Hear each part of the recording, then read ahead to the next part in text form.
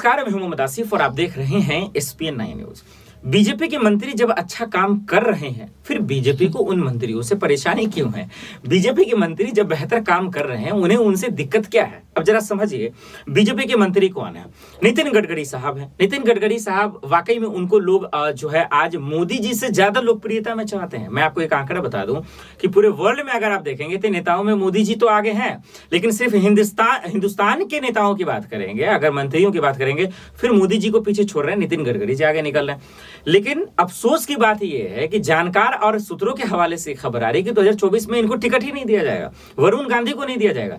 भैया वरुण गांधी को नहीं देंगे, ठीक है, वो तो सवाल उठा रहे हैं, नहीं देंगे, लेकिन नितिन गडकरी के साथ ऐसा क्यों, ये सवाल है। वहीं अडानी मामले पे भी नितिन गडकरी से सवाल पूछा गया, हालांकि वो उन पर जवाब नहीं दिए, थोड़ा सा घुमाकर वो निकल दी, कहें कि विपक्ष का काम है और सरकार अपने इस पे काम करेगी। भाई सरकार में तो आप ही हैं। बहरहाल नितिन गडकरी से मेरे तकलीफ इसलिए है कि कम से कम बीजेपी के मंत्री कोई काम तो करते नहीं, कम से कम ये काम किए तो कम से कम इनको तवज्जो दीजिए और मौका देते। इनका तो प्रमोशन होना चाहिए, बजाय इसके आप इनका डिमोशन कर दिए।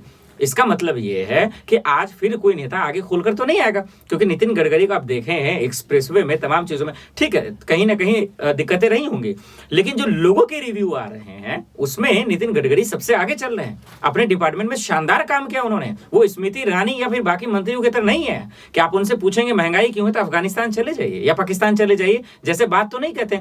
कम से कम अपने मुद्दे पे रहते हैं और खुलकर बोलते हैं कि आप सवाल पूछिए, एक्सप्रेसवे की बात है, दिक्कत है, रोड का दिक्कत है, पूछिए, ये अच्छी बात है।